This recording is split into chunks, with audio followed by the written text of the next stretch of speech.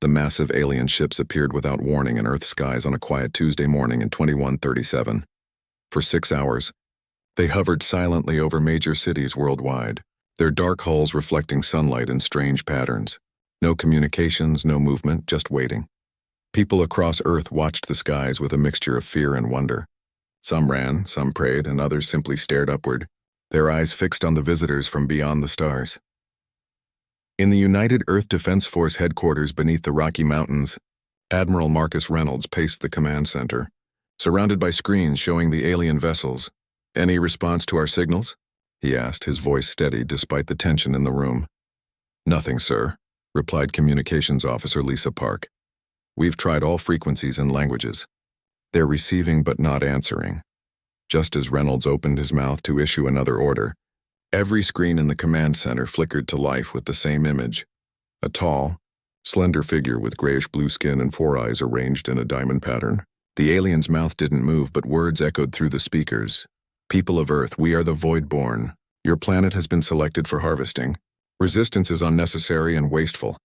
Reynolds stepped forward. "This is Admiral Marcus Reynolds of the United Earth Defense Force. We welcome peaceful contact with your civilization. But we do not understand what you mean by harvesting. Earth is a sovereign world." The alien's upper eyes blinked slowly. "You misunderstand your position, Admiral. We do not seek your permission. We are informing you of what will happen." In research facilities around the world, scientists scrambled to analyze the alien ships and communications. At the Global Xenobiology Institute in Nairobi, Dr. Amara Singh worked frantically, comparing the alien transmissions to known patterns in Earth's biological systems. "The harmonics are all wrong," she muttered to herself, pushing her dark hair back from her face. "They're using sound frequencies that overlap with animal communication systems, but with inversions I've never seen before." Her assistant Thomas looked up from his workstation. "Maybe that's deliberate? A way to interface with Earth biology?" Before Dr. Singh could answer, the building shook violently. Outside, beams of intense blue light shot down from the alien ship hovering above Nairobi, targeting the city's famous wildlife sanctuary. Similar reports flooded in from around the world. The aliens were targeting zoos, wildlife preserves, marine sanctuaries, and other areas rich in animal life. At UEDF headquarters, Reynolds watched in horror as the first casualty reports came in. "They're taking animals," he said in disbelief. "Not attacking our military bases or power plants. They're going after our wildlife." The Voidborn commander appeared on the screens again. "Your species has been granted exemption from the primary collection. Your continued existence is permitted. However, your planet hosts 8.7 million other species of significant value to our archives. These will be collected. Those species are under our protection," Reynolds replied firmly.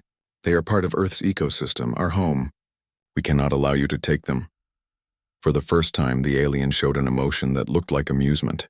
"You speak as if you have a choice, Admiral." "How curious. We have cataloged over 12,000 worlds, and only Earth places such value on its non-sentient life forms." "They're not just resources," Reynolds argued. "They're our fellow inhabitants of this planet. Many have been here far longer than humans. Then you have had ample time to study them. Our collection methods will preserve them perfectly." This discussion is finished. The screens went dark, and seconds later, the first orbital strikes hit Earth's major cities. The attacks were precise, targeting military installations while avoiding population centers. But the message was clear: resistance would be met with force. 3 days into the invasion, Dr. Singh made a discovery that changed everything. Working in a makeshift lab in the basement of a wildlife hospital outside Nairobi, she noticed something strange in the recordings of the alien communications. "Play that segment again," she told Thomas, leaning forward to listen more carefully. In the background of the transmission, barely audible, was a high-pitched sound that seemed to cause discomfort to the injured animals in the hospital. But one old elephant, a female named Zuri rescued years ago from poachers, responded differently. Instead of showing distress, she began to emit low-frequency rumbles that seemed to counter the alien sound. Dr. Singh placed sensors near the elephant and recorded her infrasonic communications. When analyzed, they showed patterns that partially neutralized the alien frequency. "It's like she knows exactly how to jam their signal," Dr. Singh whispered in amazement. She immediately contacted UEDF headquarters, where Admiral Reynolds was coordinating what remained of Earth's defenses after 3 days of targeted strikes. "Admiral, I need to speak with you urgently," she said when she finally reached him. "I believe Earth's animals may be our best weapon against the Voidborn." Reynolds looked skeptical even through the grainy video feed. "Doctor, we're fighting an advanced alien species with technology centuries beyond ours. How could elephants and tigers help us?" "Because the Voidborn aren't just here for resources," Dr. Singh explained. "They called themselves collectors. They want Earth's animals specifically. And I think it's because Earth's wildlife possesses something unique that the Voidborn either value or fear." She sent him the data from her recordings. "Their communication systems operate on frequencies that interact with animal communication patterns. And some animals, like this elephant, can naturally disrupt those frequencies." Reynolds studied the data, his expression changing from skepticism to cautious hope. "So what are you suggesting, Doctor?" "I'm suggesting that we stop thinking like humans with animals as our resources to protect. We need to start thinking of Earth's animals as potential allies with capabilities we've never fully understood." At that moment, the building shook as another orbital strike hit nearby. Dr. Singh steadied herself against a table. "The Voidborn see themselves as the apex predators of the galaxy," she continued. "But they've never encountered Earth's predators before. I need permission to access the Serengeti Wildlife Preserve and the Marine Research Station in the Indian Ocean." Reynolds looked at the latest defense reports. Earth's military was failing against the superior technology of the Voidborn. Perhaps it was time for a different approach. "You have 48 hours, Doctor. Show me something that works, or we may have to consider the unthinkable to save humanity." That night, as Dr. Singh prepared to leave for the Serengeti, she heard Zuri the elephant making those strange low rumbles again. She went to check on the animal and found her standing alert, her ears flared wide. Outside, a Voidborn collection ship was passing overhead, its blue scanning beam sweeping the area. As the beam approached the hospital, Zuri raised her trunk and emitted a powerful infrasonic call that seemed to vibrate through the entire building. To Dr. Singh's astonishment, the alien beam flickered and diverted, moving away from the wildlife hospital. "They can hear you," Dr. Singh whispered to the elephant, "and for some reason they're listening." As dawn broke, reports came in from around the world of similar incidents. A pack of wolves in Siberia howling in unison as a collection ship approached, causing it to veer off course. Dolphins in the Mediterranean swimming in tight, coordinated patterns that seemed to confuse alien sensors. Even insects and birds behaving in ways that disrupted Voidborn collection efforts. Something was happening, something beyond human understanding. Earth's animals were responding to the alien threat in ways that seemed impossibly coordinated. Dr. Singh looked at the sunrise and felt the first glimmer of hope since the invasion began. The Voidborn wanted Earth's animals, she said to herself. They just didn't expect them to fight back. Dr. Amara Singh arrived at the Serengeti Research Station as the sun rose over the savannah. Despite the alien invasion, the animals of the plain continued their daily routines. Herds of zebra grazed nervously while lions watched from the tall grass. But there was a tension in the air that even she could feel. The wildlife sensed something was wrong. Lieutenant Jasper Knox met her at the airfield, his tall frame dusty from the dry savanna winds. Once a wildlife ranger before joining the military, Knox knew these lands and animals better than anyone. "Welcome to what's left of the Serengeti station, Doctor," he said, gesturing to the partially destroyed research facility behind him. "The Voidborn hit us 3 days ago. Took 4 elephants and a pride of lions before we could respond." Dr. Singh looked at the destruction with determination in her eyes. "Did you bring the equipment I asked for?" Knox nodded and led her to a makeshift lab set up in one of the remaining buildings. Inside were modified sound detection devices and communication arrays salvaged from military bases across Africa. "We need to work quickly," Dr. Singh said as she began unpacking her research materials. "The patterns I observed in Nairobi weren't coincidental. Earth's animals are responding to the Voidborn in ways we never expected." Over the next 12 hours, they set up listening posts across the reserve and began recording animal vocalizations when Voidborn ships passed overhead. The data confirmed Dr. Singh's theory. Certain animal calls, especially from elephants, lions, and surprisingly, hyenas, created sound patterns that interfered with the alien scanning technology. It's not just random, she explained to Knox as they reviewed the findings. These animals are actively adjusting their calls when the ships are present. Look at this spectrogram from the elephant herd. They're producing infrasonic frequencies that precisely counter the void-borne signals. Knox looked skeptical. You're saying the animals know what they're doing? That they're consciously fighting back? I'm saying there's something happening that we don't fully understand, Dr. Singh replied. Throughout Earth's history, animals have evolved complex responses to threats. What if some species develop defensive mechanisms against threats from beyond our world? Before Knox could respond, their radios crackled with urgent news. A void-borne collection vessel had been spotted heading directly for the largest elephant herd in the reserve. They rushed to the observation tower. Through binoculars, they watched as the alien ship descended toward the herd of nearly 40 elephants. But instead of scattering in fear, the elephants formed a tight circle, with the youngest members protected in the center. They're organizing, Knox whispered in amazement. As the ship's capture beam activated, the entire herd began producing powerful infrasonic rumbles in perfect unison. The beam wavered, its blue light flickering erratically. Dr. Singh quickly set up recording equipment. It's working, she said excitedly. They're disrupting the beam's frequency.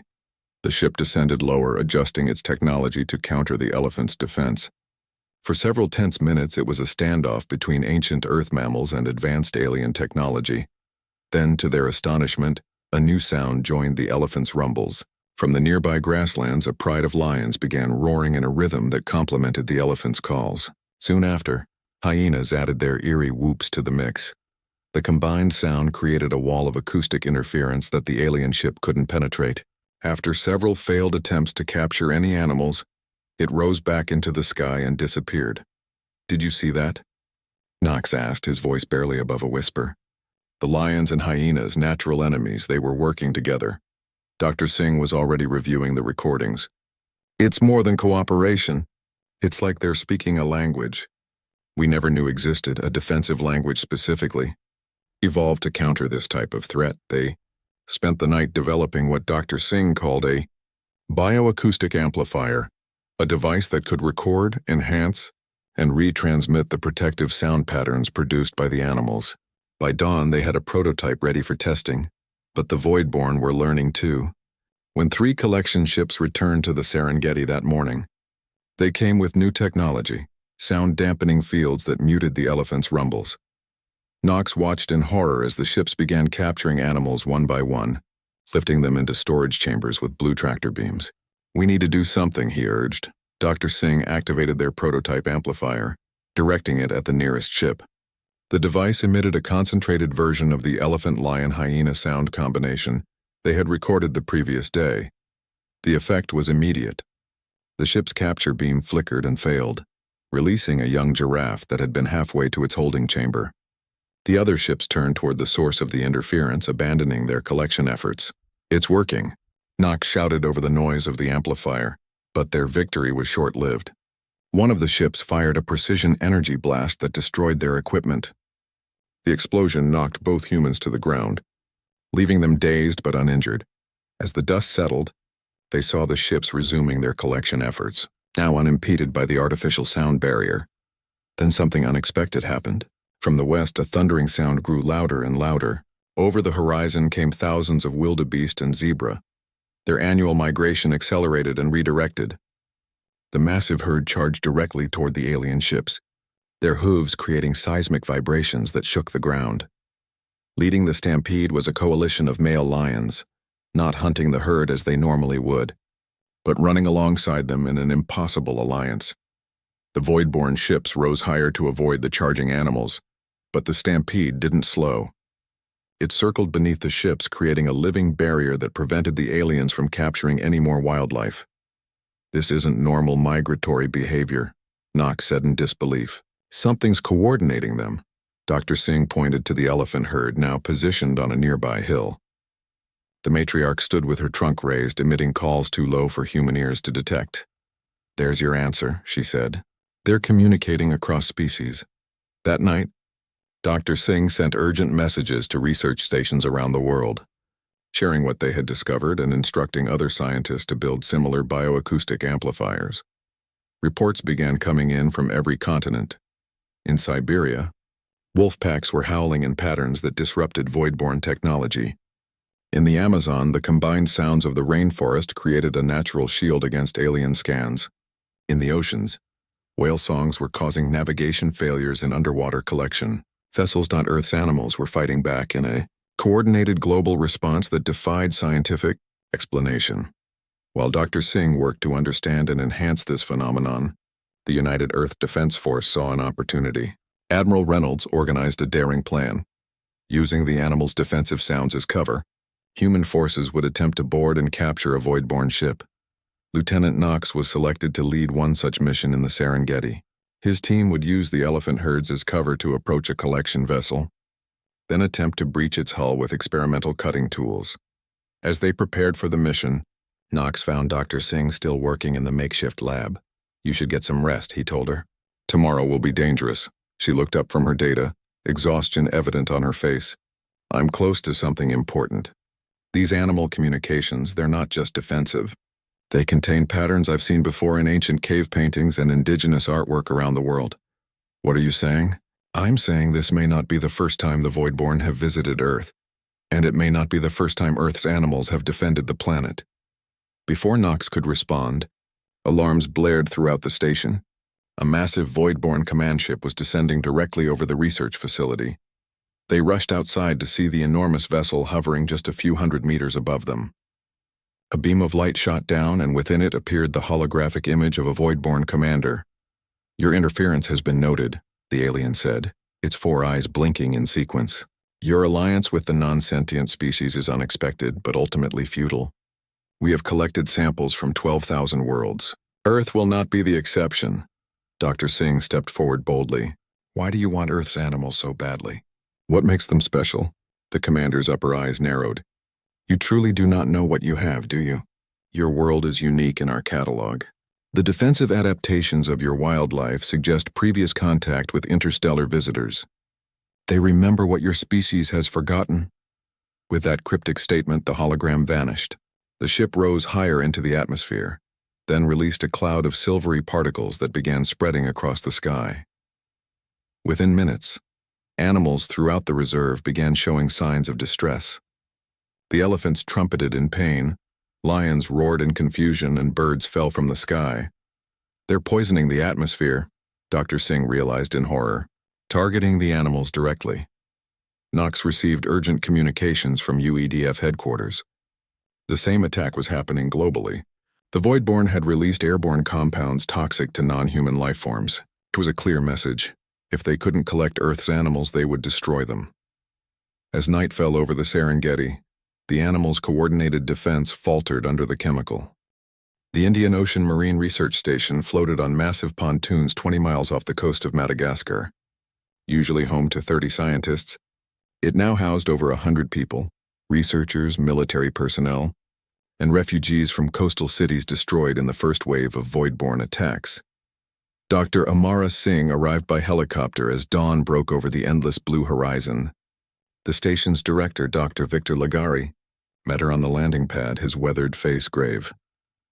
"The situation underwater is unlike anything we've ever seen," he told her as they hurried to the main research lab. "Marine mammal behavior has completely changed since the invasion began." In the lab, wall-size screens displayed real-time footage from underwater drones. Dr. Singh watched in amazement as the footage showed pods of different whale species, humpbacks, blues, sperm whales, even orcas, all gathering in formation. "They started congregating 3 days ago," Dr. Lagari explained. "We've recorded over 2,000 cetaceans in this region alone. Similar gatherings are happening in every ocean." "Are they responding to the Voidborn ships?" Dr. Singh asked, studying the footage carefully. "Not just responding, communicating." Dr. Lagari brought up acoustic data on another screen. "These are whale songs recorded before the invasion, and these are from yesterday. The complexity has increased tenfold. They're using frequencies and patterns we've never documented before." Dr. Singh connected her equipment to the station's systems and uploaded her findings from the Serengeti. Land animals showed coordinated defensive behaviors too, but nothing on this scale. The Voidborn have now released atmospheric toxins targeting wildlife. Land animals are dying, but marine life remains protected by the oceans. As they spoke, alarms blared throughout the station. On the external cameras, they saw a void-borne collection vessel descending toward the ocean surface. "They're going after the whales now," Dr. Ligari said. They watched as the alien ship hovered over the water, deploying what looked like massive fishing nets made of energy. But as the nets descended toward the whale pods, something unexpected happened. The whales didn't flee or scatter. Instead, they formed tight circular formations and began emitting powerful sonic blasts. Not their usual songs, but concentrated bursts of sound directed at the void-borne technology. The energy nets flickered and destabilized. "They're fighting back," Dr. Singh whispered. "Just like the land animals, but more effectively." The void-borne ship adjusted its approach, sending down capture pods instead of nets. As the pods entered the water, a new defensive line appeared. Hundreds of dolphins surging from the depths, moving with impossible coordination. They surrounded each pod, emitting rapid clicks and whistles that seemed to interfere with the alien technology. "It's as if they've done this before," Dr. Ligari said in amazement. For hours, they watched the underwater battle unfold. The void-borne deployed increasingly sophisticated capture methods, but the marine mammals countered each one with new defensive tactics. It was an evolutionary arms race playing out in real time. By nightfall, the alien ship retreated without capturing a single whale or dolphin. Similar reports came in from research stations around the world. Marine mammals were successfully resisting void-borne collection efforts. The void-borne commander said Earth's animals have defensive adaptations suggesting previous contact with interstellar visitors, Dr. Singh told Dr. Ligari as they reviewed the day's data. What if certain species on Earth evolved not just to survive predators on this planet, but threats from beyond it? That would mean Earth has been visited before, Dr. Ligari replied. Perhaps many times over the evolutionary history of these animals. And the animals remember, even if humans don't, Dr. Singh finished the thought. Their discussion was interrupted by an urgent communication from Admiral Reynolds. Lieutenant Knox's mission to capture a void-borne ship in the Serengeti had failed. The atmospheric toxins had weakened the land animals' defensive capabilities, and without their acoustic cover, the human strike team had been discovered and repelled. "We're running out of options, Doctor," Reynolds said grimly. "The toxin is spreading. Wildlife death tolls are rising exponentially. At this rate, we'll lose most terrestrial species within days." Dr. Singh glanced at the underwater footage, where the whale pods continued their coordinated movements. "Admiral, I need permission to try something unprecedented. The marine mammals have shown resistance capabilities far beyond what we've seen on land. I want to attempt direct communication."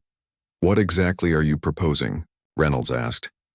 "We've been developing neural interface technology to translate cetacean communications into something humans can understand. It's experimental, but it might give us insight into how they're fighting the void-borne so effectively." Reynolds looked skeptical even through the video link. "Doctor, we're facing global extinction. I can't allocate resources to—" "With all due respect, Admiral," Dr. Singh interrupted. "Conventional warfare has failed against the void-borne. The animals of Earth are fighting more effectively than our military. We need to understand how." After a long pause, Reynolds nodded. "You have 48 hours. After that, we're launching our remaining nuclear arsenal at the void-borne command ship. It probably won't succeed, but we're out of alternatives." As soon as the communication ended, Dr. Singh and Dr. Ligari began preparing the neural interface equipment. Designed to translate the complex songs of whales into visual and conceptual patterns humans could interpret, the technology had never been tested in crisis conditions. "We need to get closer to the main whale pod," Dr. Ligari said as they loaded equipment onto a research submarine. "The interface works better at short range." They descended into the dark waters as night fell over the Indian Ocean. The submarine's lights illuminated the massive shapes of whales swimming in formation around them. Using sonar imaging, they located the largest blue whale in the central pod, likely a leader in their communication network. "This is as close as we can safely get," the submarine pilot advised, holding position 30 meters from the enormous creature. Dr. Singh activated the neural interface, sending out the first communication attempt, a simplified pattern based on recorded whale songs, modified to express peaceful intentions. For several minutes, there was no response. Then the blue whale turned, its enormous eye focusing on the submarine. It emitted a complex series of sounds that the interface began processing. On the display screen, images and concepts began to form, not in words, but in sensations and memories that the interface translated into something humans could comprehend. The first images were of Earth, seen from space but in a time long before humans evolved. Then came fragmented visions of light descending from the sky, visitors from the stars coming to Earth repeatedly over millions of years. "They're showing us history," Dr. Ligari whispered, "their ancestral memories." The images continued, showing early cetaceans developing specialized organs that could detect and counter the technologies of these visitors. Over countless generations, Earth's animals had evolved defenses against cosmic threats, capabilities that remained dormant until needed. Then came a final, powerful image, the ocean depths glowing with bioluminescent light, forming patterns similar to the communication signals of the Voidborn but inverted. It was a key, a counter-frequency that could disrupt all Voidborn technology at once. "They're giving us a weapon," Dr. Singh realized, "a frequency pattern that targets the Voidborn communication systems directly." They recorded everything, then surfaced to transmit the data to Admiral Reynolds. For the first time since the invasion began, they had a genuine advantage. Reynolds immediately ordered the construction of transmitters that could broadcast the counter-frequency worldwide. Dr. Singh and Dr. Ligari worked through the night, refining the pattern based on additional communications with the whale pods. By morning, they had a working prototype ready for testing. As a Voidborn collection ship approached the research station, they activated the device. The effect was immediate and dramatic. The alien vessel's systems failed catastrophically. It hovered erratically before crashing into the ocean half a mile from the station. "It works," Dr. Singh said, relief evident in her voice. "Now we need to scale it up to target their entire fleet." Reynolds coordinated a global response with every remaining broadcast station on Earth prepared to transmit the counter-frequency simultaneously. It would be a single synchronized attack, humanity's last stand, guided by the ancient wisdom of Earth's oldest minds. As preparations continued, Dr. Singh returned to the submarine for one final communication with the whale pods. Using the neural interface, she shared images of the planned global broadcast and asked for their continued help. The response she received wasn't just from the whales but seemed to come from the collective consciousness of all marine life, a promise of alliance that transcended species barriers. When she surfaced, Dr. Ligari was waiting with troubling news. The Voidborn had detected their successful test and were taking countermeasures. The massive command ship had moved into Earth's upper atmosphere and was deploying a new weapon, one that could potentially boil the oceans from above. "They're escalating," Dr. Singh said grimly. "They realize the marine life poses the greatest threat to their plans." Add disable. 1 month after the defeat of the Voidborn command ship, humanity faced a new challenge. The counter-frequency broadcast had disabled the alien fleet, but most of their vessels remained in Earth's orbit or scattered across the planet's surface, dormant but intact. More troubling were the atmospheric toxins the Voidborn had released, which continued to spread, threatening land animals worldwide. At a repurposed military base in the Rocky Mountains, now serving as the headquarters for the global recovery effort, Admiral Reynolds convened an emergency meeting with scientists and military leaders from around the world. "The toxins are spreading faster than we predicted," Dr. Maya Okafor, head of the environmental response team, reported grimly. "Air quality in most regions is deteriorating rapidly. Animals are dying by the thousands daily. Even with protective shelters, we estimate 90% of land vertebrates will be lost within 3 months." Dr. Singh, still exhausted from weeks of non-stop work, studied the global contamination map with growing concern. The toxins were designed to target animal nervous systems, while leaving plants and humans largely unaffected, a precise weapon to eliminate the Voidborn's primary obstacle. "What about marine life?" Lieutenant Knox asked.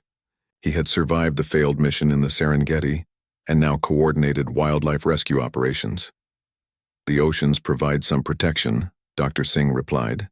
"The toxins don't penetrate deep water effectively. Marine mammals are showing lower contamination levels, especially species that can remain submerged for long periods. So the whales are safe while land animals die," Knox said bitterly. Some victory.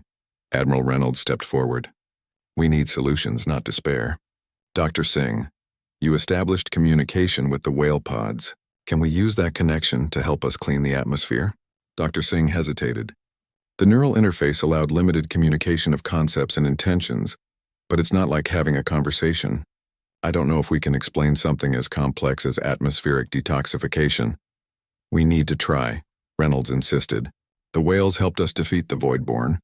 Maybe they can help us save what's left of Earth's wildlife. That afternoon, Dr. Singh and a small team flew to the Indian Ocean Research Station, which had become a center for interspecies communication studies. The station had been expanded with new floating platforms to accommodate the increased personnel and equipment needed for the recovery effort. Dr. Lagari greeted them on arrival. The whale pods have remained nearby, he said as they walked to the main lab. They seem to understand something is still wrong. Several new species have joined them, beaked whales and sperm whales that normally stay in deep water. In the lab, they prepared the neural interface for another communication attempt. This time they had refined the technology based on what they had learned during the crisis, making it more sensitive to the subtle variations in cetacean vocalizations. They descended in the submarine to the gathering of whale pods. The scene underwater was even more remarkable than before. Thousands of cetaceans of different species swimming in coordinated patterns, their movements creating complex vortices in the water. It's like they're having a convention, the submarine pilot remarked in awe.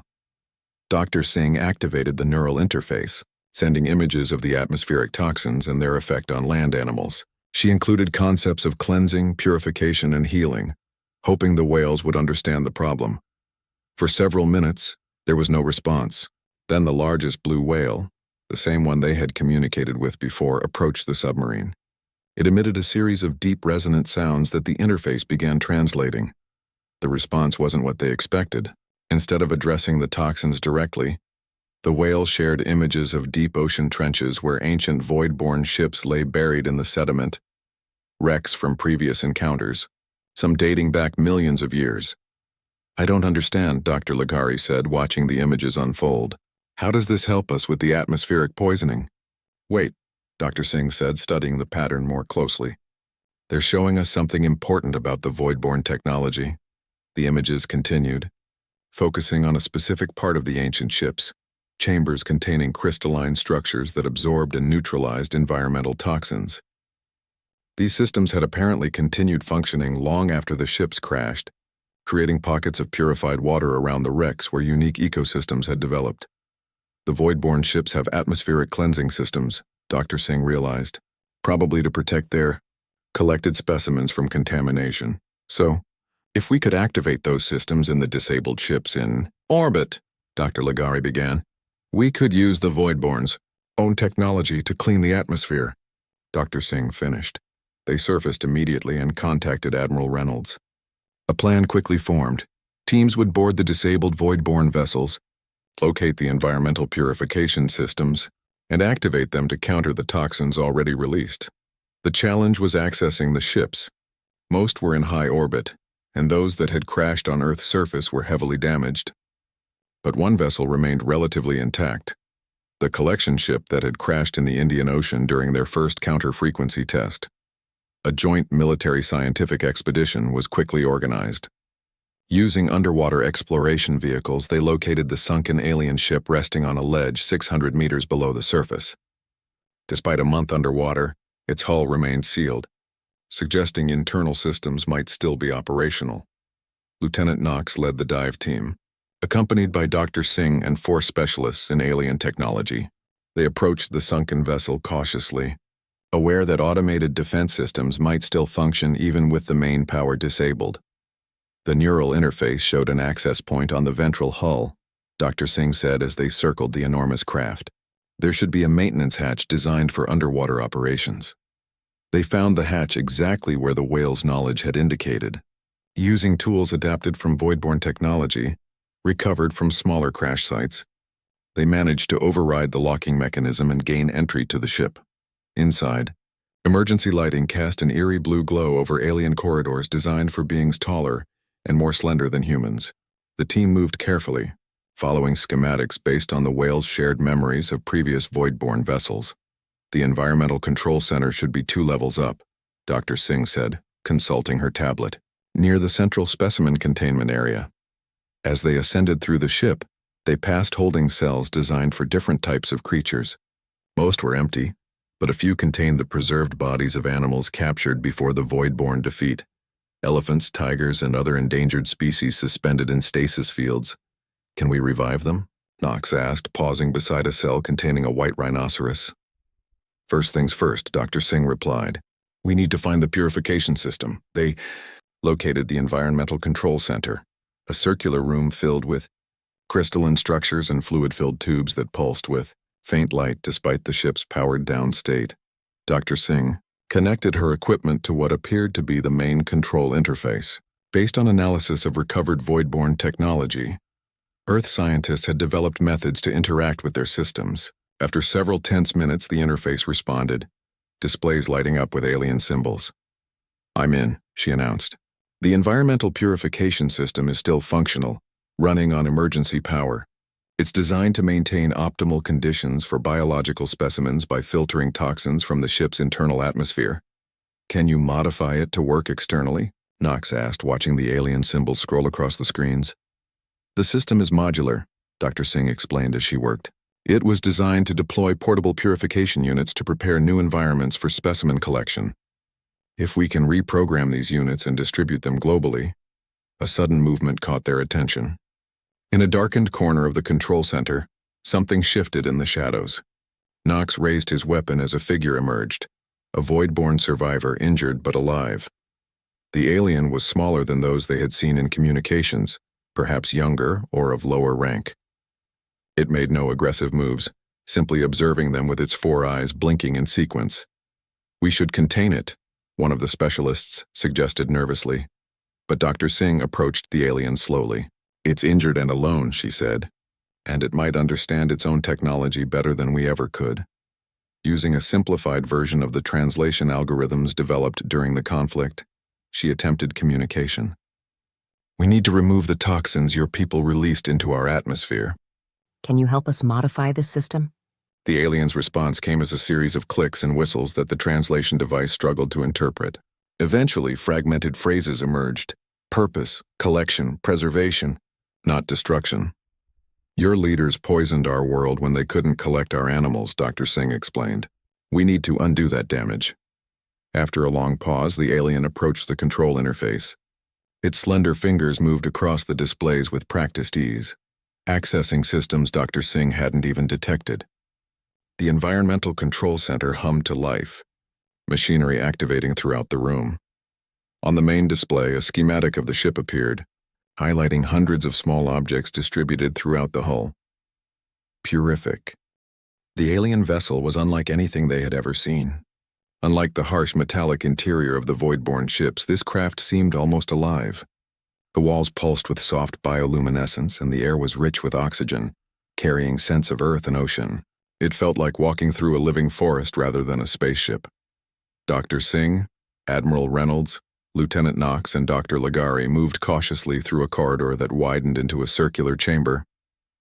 In the center stood 3 beings, tall, slender figures with iridescent skin that shifted colors like the surface of a soap bubble. They had no visible eyes, yet the humans felt observed by them. Welcome. Voice speakers of Earth, came the greeting, not in sound but directly in their minds, accompanied by images of humans throughout history, communicating through language. We are the gardeners. We have watched your world's development for millions of years. Admiral Reynolds stepped forward. Why have you come now? Our planet is facing an ecological disaster after the Voidborn attack. The tallest gardener's skin rippled with blue patterns. In their minds, the humans received images of Earth's history, periodic visits by both Voidborn and gardeners, spanning back to the earliest days of complex life on the planet. Earth is unique, the mental communication continued, a living laboratory of biodiversity. The Voidborn sought to collect what we have helped nurture. We come now to restore balance. You've intervened in Earth's evolution before, Dr. Singh realized, understanding the images they were sharing, the defensive capabilities of our animals. You helped them develop those? The gardeners moved in a synchronized pattern, their skin displaying complex mathematical sequences. We guide. We do not create. Your world's life forms have remarkable adaptive potential. We merely suggest directions when cosmic threats emerge. They explained that Earth had been visited by various spacefaring species throughout its history. Some, like the Voidborn, came to collect. Others came to study or even colonize. Each time, Earth's biosphere responded by evolving defenses, not just against immediate threats, but against potential future ones. The whales remember you, Dr. Ligari said. They shared memories of your previous visits. The ocean mines have the longest remembering, the gardeners confirmed. They carry knowledge across generations through song memories. They have been our primary communicators with your world. Admiral Reynolds looked skeptical. You're saying that whales have been Earth's representatives to alien civilizations? Not humans? The gardener's skin flickered with what might have been amusement. Voice speakers are young. Ocean mines have carried Earth's song to the stars for 30 million years. Land runners, wing bearers, root networks all communicate with us in their way. Your kind has only recently joined the conversation. The implication stunned the human delegates. Humanity had always considered itself Earth's dominant species, the planet's rightful representatives. Yet these advanced beings had been communicating with Earth's other life forms for millions of years before humans even evolved. We need your help, Dr. Singh said, refocusing on their immediate crisis. The void-borne toxins are killing our wildlife. We've adapted some of their technology to clean the atmosphere. But it's not enough. The gardeners led them deeper into the ship, to a vast chamber that seemed to contain an entire ecosystem. Plants, small animals, and pools of water, all thriving in perfect balance. In the center was a structure that resembled a tree, but its fruit were crystalline devices similar to the void-borne purification nodes, but far more advanced. Life restoration technology, the mental communication explained, developed across 1 billion years of gardening worlds throughout the galaxy. We offer this freely to Earth, not just to voice speakers, but to all Earth's interconnected life systems. The gardeners explained that their devices could accelerate the planet's natural healing processes, breaking down toxins and restoring damaged ecosystems within months rather than centuries. They asked only one thing in return, that humans acknowledge their place within Earth's broader biological community, not as masters but as participants. Ocean mines and other Earth life have defended your world for ages before your kind walked upright, the gardeners communicated. Will voice speakers join this ancient alliance as equals, not rulers? Admiral Reynolds, the highest-ranking human present, looked around at the living ship and then back at his colleagues. After a moment's consideration, he nodded. On behalf of humanity, I accept. We've learned our lesson. Earth doesn't belong to us. We belong to Earth. The agreement was formalized not with documents but with a symbolic act. The gardeners brought forth water collected from Earth's oceans, containing microscopic life from across the planet.